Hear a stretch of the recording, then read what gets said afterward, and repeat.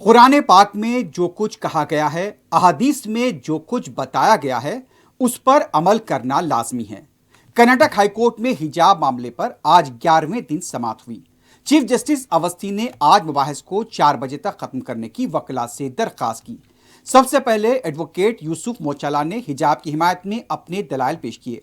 उन्होंने मौजिज अदालत से दरख्वास्त की कि जियो को फौरी कलादुम करें और तलबा को हिजाब के साथ स्कूल आने की इजाज़त दें। यूसुफ मोचाला का कहना था कि एक कपड़े के टुकड़े से सर ढांपने की इजाज़त दी जानी चाहिए।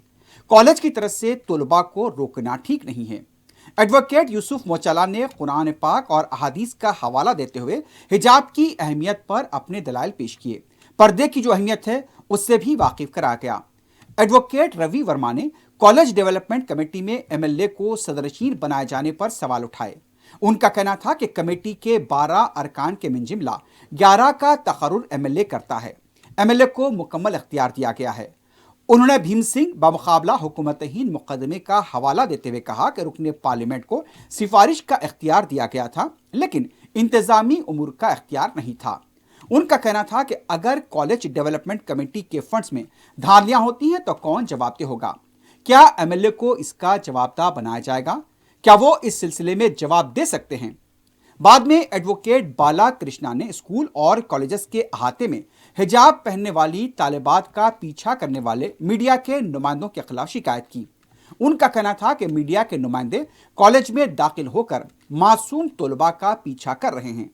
एडवोकेट बाला कृष्णा ने बताया कि वो एक समाजी कारकुन हैं, उनका इस मुकदमे से कोई ताल्लुक नहीं है, लेकिन मीडिया जिस तरह से उनका यानी कि तलबा का पीछा कर रहा है वो ठीक नहीं है। उनका कहना था कि 16 से 18 साल की कम उम्र के बच्चों के खिलाफ अगर कोई इस तरह का पीछा करता है तो उनके खिलाफ पोक्सो के तहत मुकदमा दर्ज किया जाए। उन्होंने ये भी कहा कि कॉलेज की गेट तक बुर्का और हिजाब कोई भी पहन सकता है, लेकिन तलबा का पीछा करना सरासर गलत है। उन्होंने ये भी कहा कि टीचर को भी कॉलेज की गेट पर बुर्का उतारने पर मजबूर किया गया। चीफ जस्टिस अवस्थी ने जब उनसे इस बारे में सबूत पूछे तो एडवोकेट बाला कृष्णा ने उन्हें एक सीडी पेश की। इस पर जस्टिस अवस्थी ने कहा कि इस वीडियो में तालिबात का पीछा करते हुए नहीं देखा जा रहा है।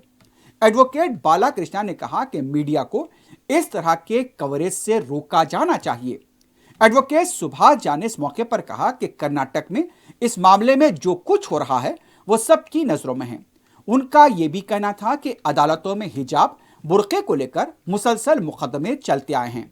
उन्होंने बास केसेस का भी हवाला दिया। इसके साथ साथ बास सरकारी शोबजात के अंदर भी ड्रेस का हवाला दिया। इस पर जस्टिस दीक्षित का कहना था कि हम यहाँ पर तालीमी इदारों के ड्रेस को लेकर समाअत कर रहे हैं।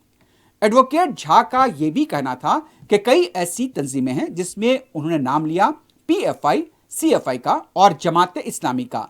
उनका यह कहना था कि सऊदी अरब की यूनिवर्सिटी से इन्हें फंडिंग होती है और यहाँ पर जो बुनियाद परस्ती फैलाई जा रही है उसमें इन तंजीमों का हाथ है। इसको लेकर यहाँ पर जस्टिस की तरफ से ये कहा गया कि सिर्फ इसको लेकर सबूत के साथ बात करनी चाहिए, और जस्टिस का ये भी कहना था कि यहाँ पर जो कुछ हो रहा है हम उसे देख रहे हैं।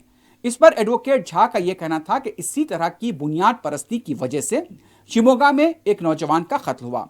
इसको लेकर भी जस्टिस का यह कहना था कि चूंकि यह मामला पुलिस के ज़ेरे तहकीकात है, हमें इस पर अपनी राय जाहिर नहीं करनी चाहिए।